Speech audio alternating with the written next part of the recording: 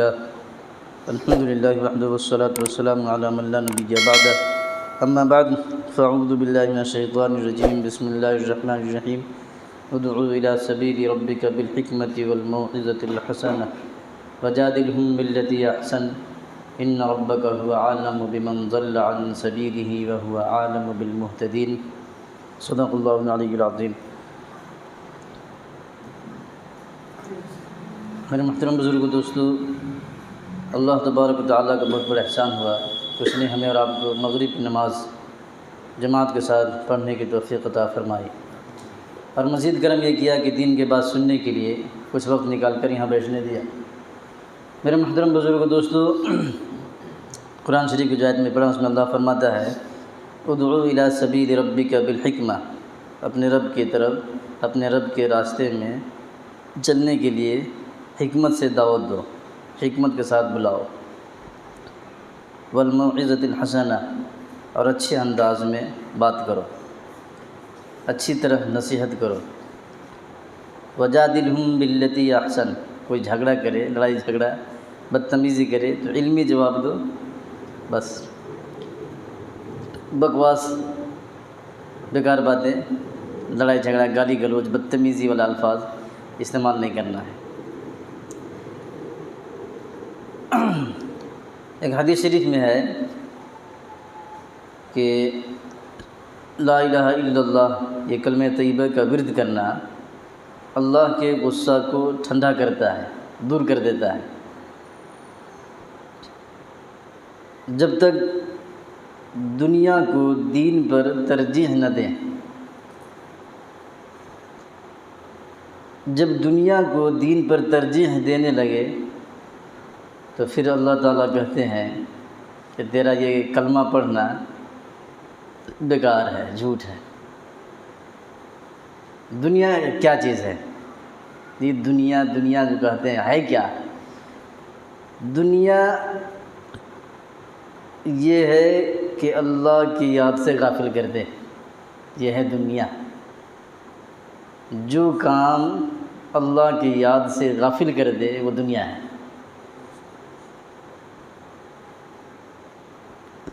دنیا کو ترجیح دینا، آپ کو کوئی ایسا کام کر رہے ہیں جس کی وجہ سے نماز چھوٹ گیا، پڑھے نہیں اور اس کام کو کر ہی رہے ہیں، اس کا مطلب ہے کہ آپ اس دنیا کے کام کو ترجیح دے دیے، دین کو ترجیح نہیں دیے۔ جب دنیا کو ترجیح دینے لگے تو پھر کلمہ پڑھنا بیکار ہے۔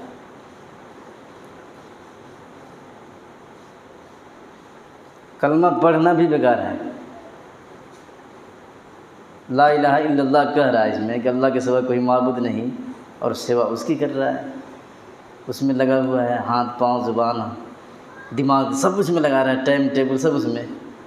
جب کہہ رہا ہے کہ اللہ کے سوا کوئی ہمارے کام بنانے والا نہیں، پھر اسی میں کیوں محنت کر رہا ہے؟ امیدیں اسی سے وابستہ کیوں ہیں؟ جس پر تمہاری امیدیں وابستہ ہیں، جس پر تمہارا بھروسہ ہے، وہی تمہارا معبود ہے، وہی تمہارا معبود ہے۔ تو ہم یہ دکان کریں گے تو جئیں گے، نہیں تو مر جائیں گے، اس کو ہم چلائیں گے تو کھانا ملے گا، نہیں تو مر جائیں گے۔ تو بھروسہ امید تو سب اسی میں آ گیا، اس میں کہاں گیا؟ اللہ کے اوپر کہاں جا رہا ہے؟ اللہ کے اوپر کہاں بھروسہ کیا؟ تو بھروسہ اور توکل اور امیدیں تو سب دکان میں، تجارت میں ڈال دیا۔ تو جس پر امیدیں وابستہ کر کے بیٹھا ہے وہی اس کا معبود ہے۔ پھر کلمہ پڑھنا لا الہ الا اللہ پڑھ رہا ہے، ایسے کلمہ اور کام ایسا کر رہا ہے۔ اسی لیے پھر حدیث میں ہے کہ لا الہ الا اللہ کا ورد کرنا، پڑھنا، اس کو اللہ کے غصہ کو ٹھنڈا کر دیتا ہے، دور کر دیتا ہے، جب تک یہ دنیا کو ترجیح نہ دینے لگے۔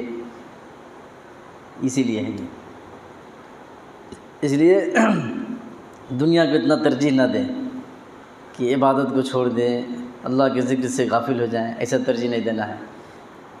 جس کام میں بھی لگ جانے کے بعد اللہ کی یاد سے غافل ہو جائے وہی دنیا ہے۔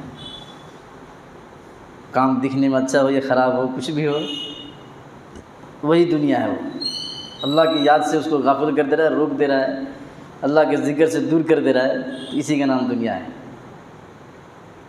تو کچھ بھی کام ہو سکتا ہے، یہ اچھے کام کو بھی آپ اللہ کی یاد سے غافل ہو کے دنیا بنا سکتے ہیں۔ اس لیے اپنا مزاج، اپنی اصلاح، اپنے آپ کو سدھارنا، اس کا خیال کریں۔ ہم لوگ وہ نہیں کرتے ہیں، دوسروں کو سنبھالیں گے، دوسرے کو ہم ٹھیک کر کے رہیں گے، اپنی کب کریں گے بھائی؟ اپنی کب کریں گے؟ یہ جو مزاج ہے نہیں کہ ہم دوسروں کو صحیح کر کے رہیں گے، یہ آدمی کبھی بھی نہیں سدھرے گا۔ اپنی فکر ہی نہیں کرتا کہ ہم کب سدھریں گے۔ ہم پہلے بغیر جماعت کی نماز پڑھتے تھے، آج بھی پڑھ رہے ہیں۔ اپنی فکر نہیں کرتے، دوسروں کو ہم سنبھالیں گے، دوسرے کو سدھار کے جائیں گے۔ اپنے اندر چند تبدیلی لاؤ، اپنا بھی فکر ہونا چاہیے۔ ہم دوسرے کو خالی سیدھا کریں گے بولے تو یہ ابلیس ہے، ابلیس، شیطان۔ ابلیس تھا نہیں، فرشتوں کو پڑھاتا تھا، سکھاتا تھا سب، اور اپنی فکر نہیں کرتا تھا۔ اپنی فکر نہیں کرتا تھا، وہ فرشتوں کی کرتا تھا۔ ایک مرتبہ لوح محفوظ میں دیکھ لیا، لکھا ہوا کہ میرے عبادت گزار یہ بندوں میں سے یہ جو مخلوق ہے جنت میں ایک گمراہ ہو جائے گی۔ تو وہ پڑھا لکھا آدمی تو پڑھ لیا فوراً، شیطان، ابلیس، عزازیل جس کا نام تھا۔ تو اللہ سے کہنے لگا، یا اللہ، یہ تو لوح محفوظ میں ایسا لکھا ہوا ہے کہ جنت میں جو مخلوق ابھی ہے اس میں سے ایک مخلوق گمراہ ہو جائے گی۔ تو ہاں، ہو جائے گی، صحیح لکھا ہوا ہے۔ اس دن سے دعا کرنا شروع کر دیا، یا اللہ، یہ بیچارے فرشتے معصوم، یہ بیچارے پاپ، ان کو معلوم نہیں، یا اللہ ان کو گمراہ ہونے سے بچا۔ دن میں بھی دعا کر رہا ہے، رات میں بھی دعا کر رہا ہے، صبح میں بھی دعا کر رہا ہے، ہر وقت دعا کرتا تھا کہ اللہ ان کو گمراہ ہونے سے بچا، یا اللہ ان کو کافر ہونے سے بچا لے، یا اللہ ان کے ایمان کی حفاظت کرنا۔ اپنے لیے کبھی نہیں کیا، اپنے لیے کبھی نہیں کیا۔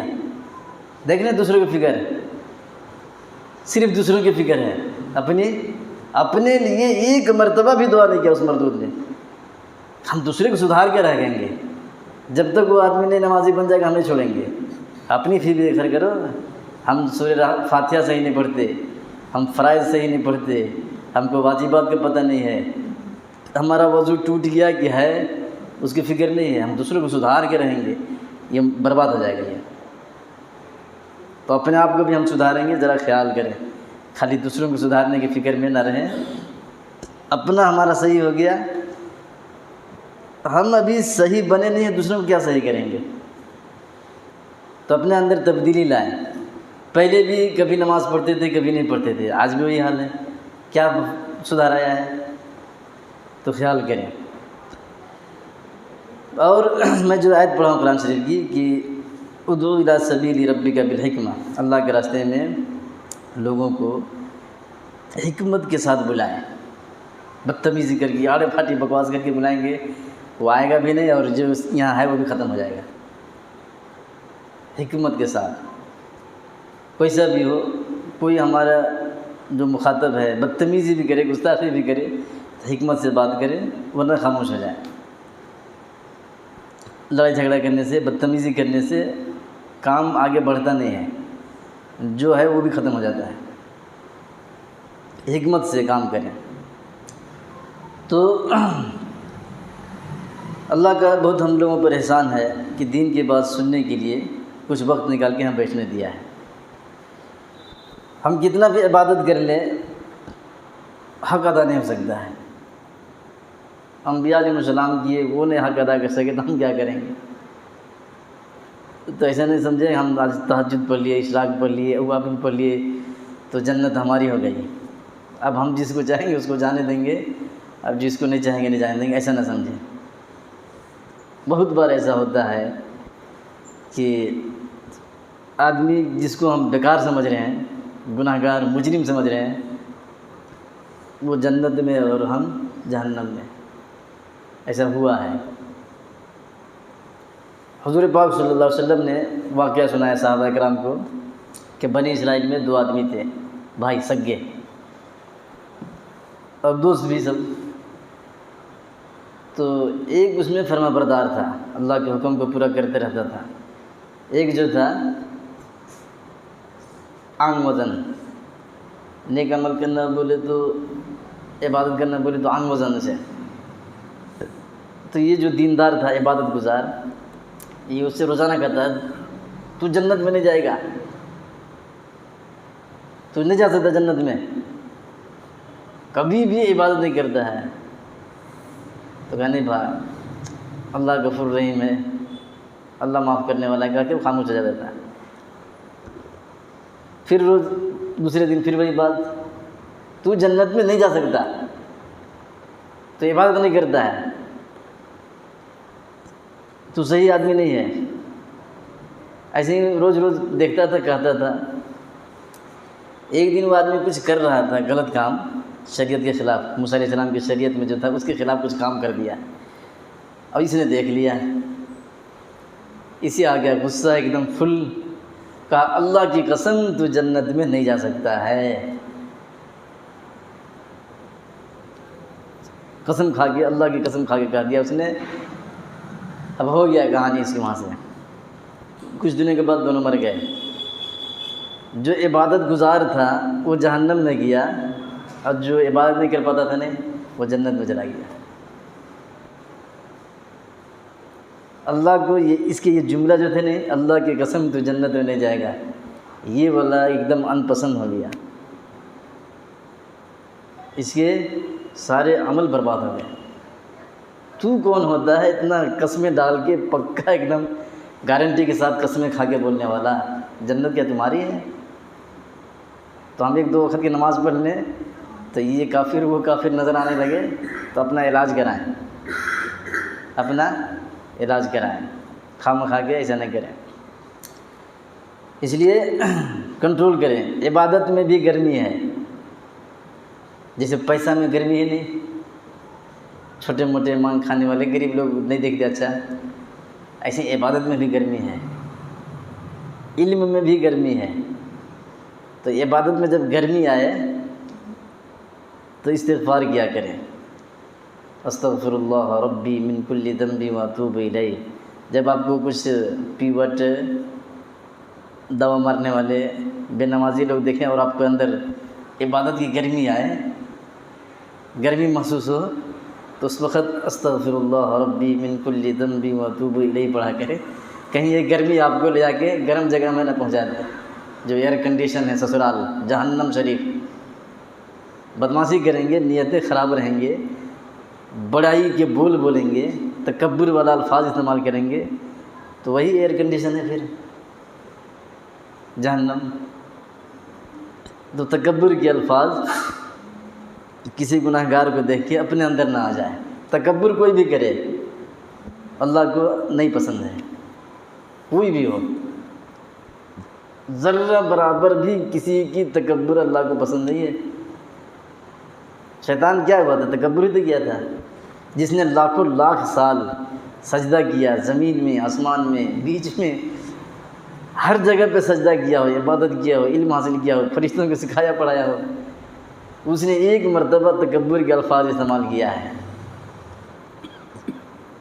بس وہی برباد ہو گیا سب۔ ہم لوگ کتنا کرتے ہیں، خوب کیے، خوب کریں گے ہم لوگ 50 سال 60 سال، اس کے بعد ختم، اس کے لاکھوں لاکھ سال کا عبادت بیکار ہو گیا۔ یہ 50 سال کیا ہوتا ہے؟ تو اس لیے جب گرمی چڑھے اوپر میں، اندر میں آئے ہماری گرمی عبادت والا، تو استغفر اللہ ربی من کل ذنب واتوب الیہ پڑھیں، جنت پہ قبضہ نہ کریں، جنت میں قبضہ نہ کریں، آپ کا قبضہ نہیں ہے جنت میں، جنت کا مالک اللہ ہے، جنت کا مالک اللہ ہے، وہ چاہے جس کو چاہے اندر ڈالے، جس کو چاہے بورڈ لگا دے کہ نہیں جا سکتا۔ تو جنت کو اپنے قبضہ میں نہ لیں،